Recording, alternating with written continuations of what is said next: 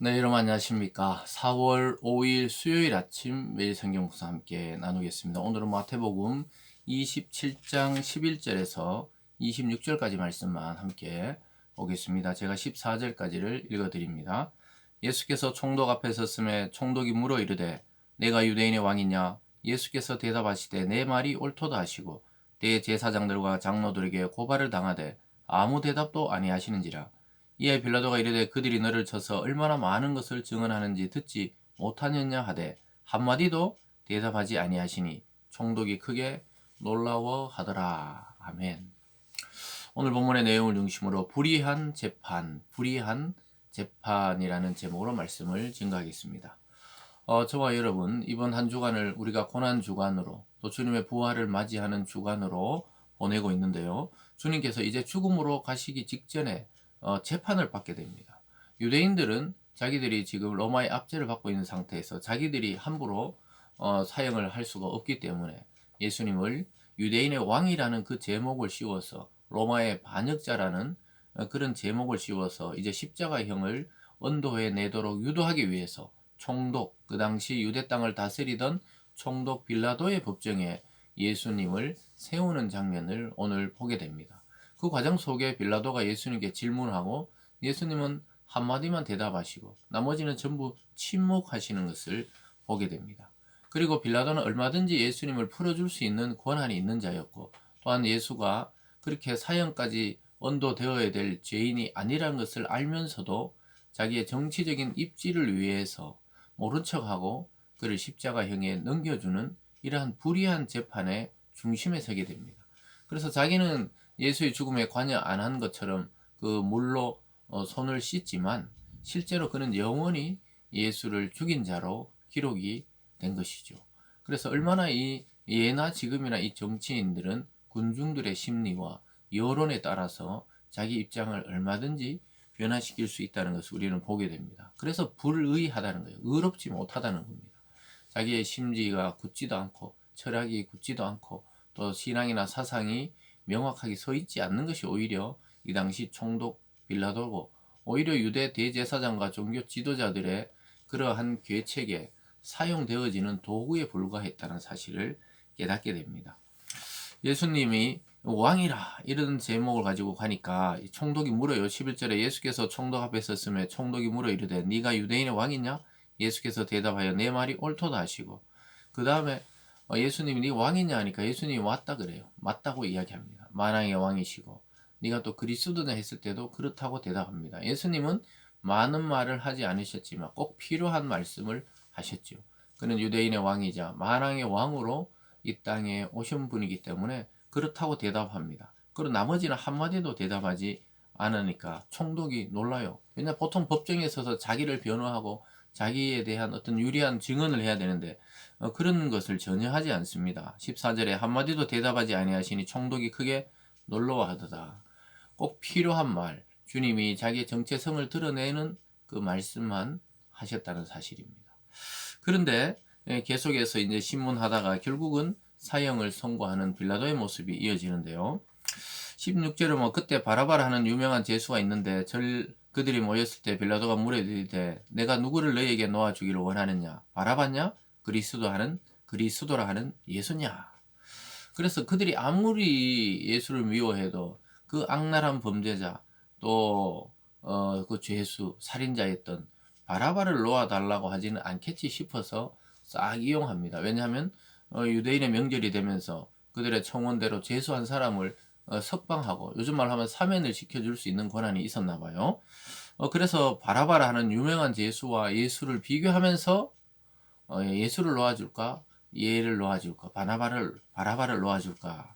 당연히 그럴 줄 알았는데 유대인들은 18절에 보세요. 이는 그가 그들의 시기로 예수를 넘겨준 줄 알미 얻더라. 그러니까 시기심에 예수가 왕이다. 또 예수가 수많은 기적과 능력을 행하면서 예수를 따르는 무리가 점점 많아지니까 유대 지도자들이 예수를 시기해서 자기에게 넘겼구나. 이걸 다 안다는 거예요.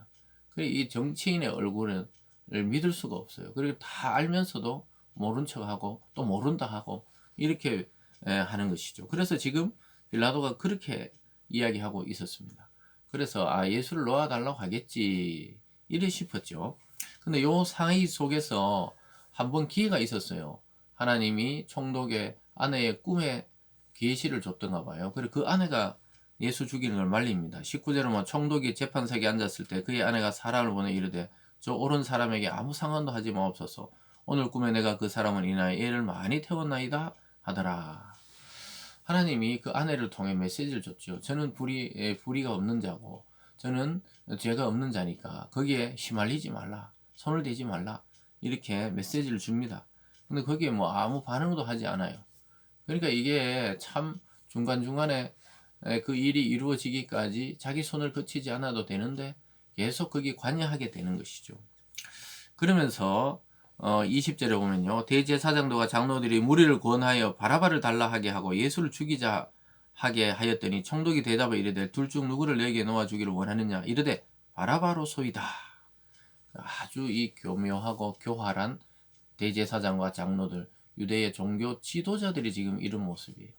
참 이 무서운 게 종교가 타락하면 이 수많은 생명이 죽어나간다는 걸 보게 돼요. 오히려 하나님의 아들이신 예수를 알아보고 모시고 존경해야 될 그러한 지도자들이 예수를 죽이고 바라바를 놓아달라. 정말 죄인인 바라바는 놓아주고 죄 없는 예수는 십자가에 죄 있는 것처럼 죽이도록 무리들을 권한다는 게 무리를 충동하는 여론을 조작했다 이 말이죠. 그러면서 23절에 빌라도가 너희 이르되 어찌 미냐 무슨 악한 일을 하였냐 그들이 더욱 소리질러 이르되 십자가에 못 박혀 하겠나이다 하는지라. 빌라도가 아무 성과도 없이 도리어 밀란이 나려는 것을 보고 물을 가져다 무리 앞에 손을 씻으며 이르되 이 사람의 피에 대해 나는 무죄하니라 너희가 당하라.